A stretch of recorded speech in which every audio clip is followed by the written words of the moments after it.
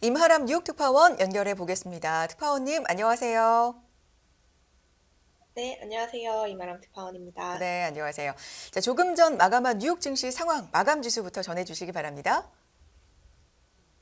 네, 뉴욕 증시 약 10분 전에 여기 현지에서 마감을 했는데요. 오랜만에 상승을 하는 흐름을 보이면서 장을 마감했습니다. 3대 지수 일제히 1.5% 안팎으로 상승을 하면서 마감을 한 모습입니다. 다우존스 33 산업평균 지수 같은 경우 전장 대비 1.6% 상승하면서 마감을 했고요. S&P 500 지수 전장 대비 1.49% 상승 마감했습니다. 나스닥 역시 1.54% 상승 마감하면서 모두 1.5% 안팎의 비교적 견조한 상승세를 나타냈습니다. 3대 지수는 이거래일 연속해서 상승을 한 모습입니다. 간밤 국제금융시장 동향 간단히 살펴보겠습니다. 우선 채권 금리 같은 경우 10년물 금리는 이제 소폭 하락을 하면서 3.67% 부근 나타내고 있습니다.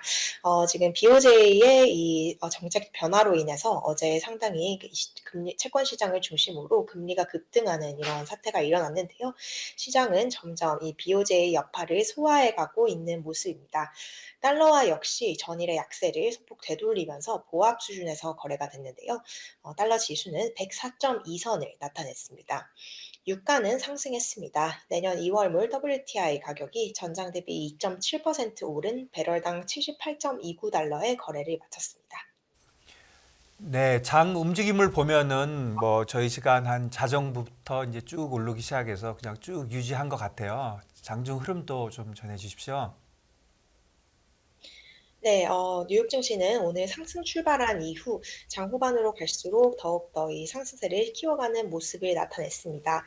전일은 이제 강보합 수준에서 마감을 했다면 오늘 확실히 상승세로 방향을 조금 돌린 모습인데요. 그간 뉴욕 증시가 지나치게 너무 많이 떨어졌다라는 과매도 인식이 증시에서 작용을 하고 있는 것으로 보입니다. 연말에 한 일주일 반도 남지 않은 상황입니다. 6거래일 정도만에 남겨놓고 있는데요. 그렇기 때문에 연말에 근접한 랠리 역시 시도가 나오고 있는 상황으로 보입니다. 뭐니 뭐니 해도 오늘 시장을 가장 크게 끌어올린 요인은 나이키의 실적이 생각보다 괜찮았습니다. 이에 따라서 기업들의 실적이 생각보다 괜찮을 수 있다라는 기대감이 작용을 했고요. 또 소비자 신뢰 지수도 개선이 되면서 증시에 어느 정도 안도감을 제공한 것 같습니다. 네. 지금 실적 얘기해 주셨고, 소비자 심리 지수도 얘기해 주셨는데, 하나하나 좀 짚어보겠습니다. 어제 장 마감 이후 나이키 실적이 발표됐는데, 예상치보다 좀 잘 나온 호실적으로 오늘 시장도 반응을 했는데, 어느 정도 잘 나왔는지 전해 주실까요? 네. 오늘 장에서 좀 가장 큰 역할을 한 종목이 나이키입니다. 나이키가 어제 장 마감 이후 실적을 발표를 했는데요. 실적이 호조를 나타내면서 주가가 큰 폭으로 올랐고 전체적인 지수를 끌어올리는 역할을 했습니다. 나이키의 이 실적이 EPS가 월가 예상치보다 상회하는 수준으로 집계가 되었는데요. 주당 순이익이 85센트 가량으로 월가 예상치를 상회를 했습니다. 이 실적이 내용적에서도 좋았는데요. 비용 증가, 즉 인플레에도 불구하고 나이키의 이 고질적인 문제였던 재고 문제가 개선되는 흐름을 보인다라는 이런 점이 이제 실적에서 확인이 됐습니다. 나이키의 재고 문제, 또 나이키를 비롯한 많은 의류 회사 그리고 많은 기업들의 재고 문제가 이 미국 증시를 좀 상당히 미국 증시에 리스크를 줬던 요인이었는데요. 이 재고 문제가 개선되는 흐름이었다라는 점에 특히 월가에서 주목을 한 것 같습니다. 오늘 나이키 주가가 13% 이상 급등을 하는 모습을 나타냈고요. 전체적으로 이제 룰루레몬이라든지 언더아머와 같은 종목도 동반해서 끌어올리면서 시장의 심리를 크게 완화를 시켰습니다. 월가에서도 나이키에 대한 긍정적인 평가가 잇따랐는데요. 많은 투자은행들은 나이키의 실적이 굉장히 괜찮았다라고 평가를 하면서 이 나이키에 대한 목표 주가 그리고 투자 의견을 상향을 하는 분위기입니다. 투자은행 UBS 같은 경우 나이키를 내년에 최선호 종목으로 지정을 했고요. 나이키는 이제 성장 잠재력이 조금 주가에 과소평가되었고 또 다른 기업보다 침체 상황에서 더 잘 버틸 수 있는 기업이다라고 진단을 했습니다. 이제 밀레니얼 이제 Z세대가 이제 좀 가장 선호하는 기업이 나이키라고 하는데요. 이제 또 모건 스탠리라든지 크레디트 스위스 또한 나이키의 목표 주가를 상향 조정하는 모습을 나타냈습니다. 모두 두 개의 IB 모두 나이키의 목표 주가를 올렸고 또 나이키에 대해서 매수 상응 투자 등급을 유지를 했습니다. 어제 이제 페덱스도 실적을 발표를 했었는데요. 매출은 미스가 나왔지만 EPS는 호조를 나타냈습니다. 그 여파에 페덱스 주가가 장중에 5% 이상 올랐었고요. 종가 기준으로도 3% 이상 오르는 모습을 보였습니다. 지금 장 마감 이후 마이크론 실적 발표가 예정이 되어 있는데요. 이 마이크론 테크놀로지 실적이 어떻게 나오는지도 내일 장에 상당한 영향을 미칠 것으로 보입니다. 그러네요. 이제 진짜로 그 실적이 중요하다. 경기 침체에 관련돼서 연관이 있기 때문에 어느 때보다 실적이 중요한 걸로 보이고요. 또 경제 지표 관련돼서 진짜 이제는 경기 관련돼서는 굿뉴스가 굿뉴스네요. 소비자 신뢰 지수 어떻게 나왔나요? 네. 오늘 이제 발표된 경제 지표가 상당히 좋은 것이 하나 나왔습니다. 그 결과 주가를 부양시키는 영향을 미쳤는데요. 오늘 컨퍼런스 보드가 발표한 소비자 신뢰 지수가 8개월 만에 최고치 수준으로 올랐습니다. 이 소비자 신뢰 지수는 석 달 만에 상승세를 나타냈는데요. 소비가 미국 경제의 3분의 2 가량을 차지하는 주요 성장 동력인 만큼 소비자들의 신뢰도가 개선됐다라는 소식은 경기 침체에 대한 우려를 경감시켰고 결국 뉴욕 증시에서 긍정적인 요인으로 해석이 됐습니다. 또 컨퍼런스 보드 같은 경우 인플레이션 기대치가 상당히 큰 수준으로 떨어졌다라고 주장을 했습니다. 지난해 9월 이후 약 1년 3개월 만에 가장 낮은 수준으로 인플레 기대치가 떨어졌다라고 하는데요. 이 경제 지표는 이제 미국 주식을 끌어내리고 있던 두 가지 요인, 경기 침체 우려라든지 인플레이션에 대한 우려를 조금 둘 다 완화시켜 주면서 오늘 증시에 긍정적으로 작용했습니다. 네. 시장 예상치보다 잘 나온 나이키와 페덱스의 실적 그리고 소비자 신뢰 지수까지 살펴봤습니다. 시장에서 뭐 지속적으로 나오는 얘기는 침체에 대한 우려 아니겠습니까? 이 부분에 대해서는 월가에서 어떤 얘기들 최근에 오고 가고 있는지 전해주실까요? 네. 지금 12월 FOMC 이후로 경기 침체에 대한 우려가 주식 시장을 상당히 좀 끌어내렸습니다. 하지만 오늘 이 경제 지표가 생각보다 좋은 수준으로 나왔고요. 월가에서도 미국 경제가 침체를 피할 수 있다라고 주장한 주요 투자은행이 또 제기가 됐습니다. 월가 최대 투자은행 중에 한 곳인데요. 골드만삭스가 이런 분석을 내놨습니다. 골드만삭스의 이 수석 이코노미스트인데요. 존 하치우스 이코노미스트는 내년에 금리 인하를 기대하지 말아라라는 이 투자자들에게 서한을 보냈습니다. 내년에 금리 인하를 기대를 하지 말아야 되는 이유는 침체가 없기 때문이다라고 설명을 했는데요.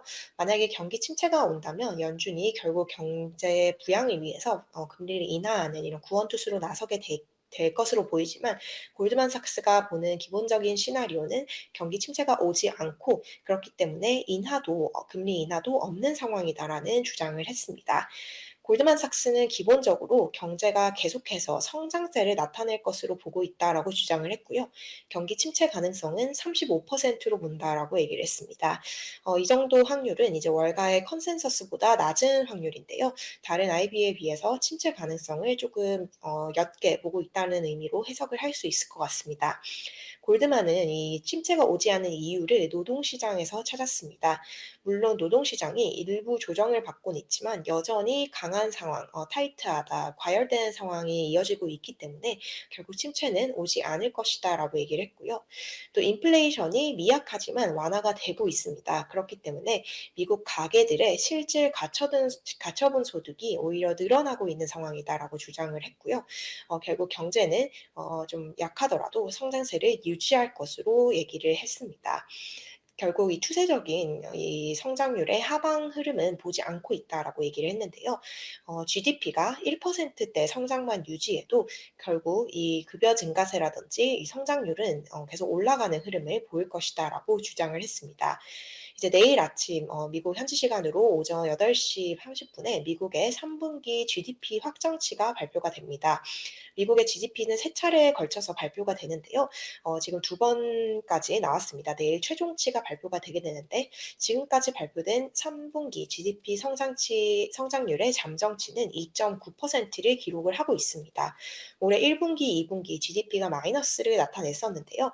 3분기 GDP가 이 예상 수준으로 나온다면 올해 첫 플러스 성장률을 기대를 해볼 수 있을 것 같고요. 최근 증시를 깊게 짓누르고 있던 이 침체 우려를 조금은 완화시켜주지 않을까라고 기대가 됩니다. 또 내일은 아울러 11월 PCE 가격 지수도 발표가 되기 때문에요. 경제 지표를 주시하셔야 될 것 같습니다. 네, 내일 GDP 숫자는 좀 플러스로 나오는 게 확실하게 좋은 뉴스가 될 것 같습니다. 그리고 월가들이 진짜 뭐 데이터에 따라서 말을 좀 이랬다 저랬다 하는 그런 것도 좀 느껴지는 것 같고요. 다른 월스트리트에서도 내년 전망에 관련돼서 어떤 얘기들이 있나요? 네, 이제 거의 2022년 트레이딩이 거의 끝난 상황이기 때문에 이 내년에 과연 S&P 500 지수가 어느 정도 수준으로 갈까에 대한 전망이 많이 나오고 있습니다. 지금 올해 워낙 시장이 굉장히 안 좋은 한 해였는데요. 많은 월가 IB 이 트레이더들이 사실 올해 전망을 틀리게 내놨었습니다. 올해 시장은 예상보다 굉장히 부진한 흐름을 보였는데요. 다우 같은 경우는 이제 어제까지 9.6%가량 연간 하락률을 보였고요. 이 S&P 500 지수는 어제까지 19.82% 하락을 했습니다. 거의 20% 가까이 하락을 했고요. 나스닥 지수가 이제 연간 하락률이 어마어마합니다. 32.58%가 밀린 상황인데요. 이 약세장보다도 더 깊은, 굉장히 좀 깊은 약세장을 올해 한 해 동안 보였습니다. 지금 이 수준에서 올해 거래가 마무리가 될 경우 뉴욕 3대 지수는 2008년 금융위기 이후 최악의 수익률을 기록을 할 것으로 예상이 됩니다. 사실 이렇게 좀 증시가 안 좋을지 많이들 예상을 하지 못하셨을 것 같은데요. 월가에서도 마찬가지였습니다. 지금 애널리스트들이 지난해 말에 내놓은 이 올해 S&P 500 지수의 전망치 그리고 현재 수준과 비교를 해보면 약 40%가량 고평가가 되어 있었다라고 볼 수 있는데요. 실제 예상보다 주가가 40%가량 부진했다라는 의미로 볼 수 있을 것 같습니다. 올해 정말 큰 미스가 났기 때문에 월가에서 내년 전망치에 대해서도 다소 좀 조심스러운 움직임이 보이고 있습니다. 또 올해 워낙 못 맞춘 것도 있고요. 내년에는 연방준비제도의 추가적인 금리 인상 그리고 경기 둔화가 예상이 되고 있는 상황입니다. 그렇기 때문에 내년 전망이 좀 좋게 보기만은 장밋빛으로 보기만은 어려운 상황입니다. 지금 18개 탑 투자은행 그리고 증권사 전망치를 평균을 내보면 내년 말에 S&P 500 지수 평균 전망치가 4,031선으로 집계가 되고 있습니다. 바로 어제의 종가 대비해서 단 6% 높은 수준에 불과하는 수준인데요. 특히 뭐 모건 스탠리라든지 UBS, 바클레이스, 시티그룹, BNP 파리바, 소시에테 제네랄 등은 내년 말에 S&P 500 지수가 4,000보다 낮은 수준에서 마감을 할 것으로 예상을 하고 있습니다. 지금보다도 이제 좀 안 좋아지는 수준을 예견을 하고 있는 상황입니다. 긍정적으로 보는 하우스는 이제 도이치방크 정도가 있는데요. 도이치방크는 내년 말 전망치를 4,500 수준으로 제시를 하고 있습니다. 뭐 이 기준에 따르면 어제 대비해서 20%가량 랠리를 보일 수 있다라는 의미입니다. 지금 시장이 고도의 불확실성을 맞이하고 있는 만큼 강세론자와 약세론자들 간의 시각도 크게 다른 상황입니다. 시장의 대표적인 좀 강세론적인 입장을 펼치고 있는 펀드스트랩 같은 경우 내년에 지수가 4,750까지 오를 수 있다라고 예상을 하고 있는데요. 반면 울프 리서치 같은 경우 내년에 스태그플레이션이 예상이 된다라고 주장을 하고 있고 주가가 최대 35% 폭락을 할 수 있다라고 주장을 하고 있습니다. 올해 S&P 500 지수가 거의 20% 내렸는데 여기서 35% 추가 하락한다면 이제 2년 만에 반토막이 나는 셈입니다. 보이는지 구체적으로 전해 주셨습니다. 자, 오늘 오랜만에 좀 3대 지수가 그래도 시원한 상승을 보여줬기 때문에 전반적으로 섹터도 크게 오르지 않았을까 생각이 드는데요. 종목과 섹터 흐름 정리해 주실까요? 네, 오늘 3대 지수 모두 1%가 넘는 상승세를 나타냈습니다. 그 결과에 S&P 500 구성하고 있는 전 섹터가 상승하는 흐름을 보였습니다. 최근에 이제 애플이라든지 테슬라 주가가 심각하게 밀리면서 전체적으로 좀 시장에 안 좋은 흐름을 가했었는데요. 다행히도 오늘 빅테크는 소폭 반등하는 모습을 나타냈습니다. 지금 애플이 오늘 2%가량 상승을 한 모습이고요. 반도체 대장주 엔비디아 역시 2.5% 상승을 했습니다. 마이크로소프트라든지 아마존 역시 1%가 넘는 상승세를 나타냈고요. 테슬라는 약보합 수준에서 마감을 했습니다. 강보합 수준에서 이제 마감을 했습니다. 테슬라는 이제 오늘 이 채용과 이 해고에 관련된 뉴스가 하나 나왔는데요. 이 전문 매체에 따르면 테슬라는 내년 1분기에 감원에 돌입할 예정이다라고 합니다. 현재 테슬라의 직원이 99,290명인 걸로 알려져 있는데요. 일부 감원에 들어가고 또 신규 채용도 동결시킬 예정이다라고 합니다. 이 보도가 이제 사실인지는 아직 확인되지 않았지만 어쨌든 테슬라가 비용 감축에 들어선다라는 뉴스가 나오면서 오히려 주가에는 조금 호재로 작용을 한 모습입니다. 와 섹터 흐름까지 정리해 주셨습니다. 임하람 뉴욕 특파원과 함께했습니다. 고맙습니다. 네, 감사합니다. 네, 고맙습니다.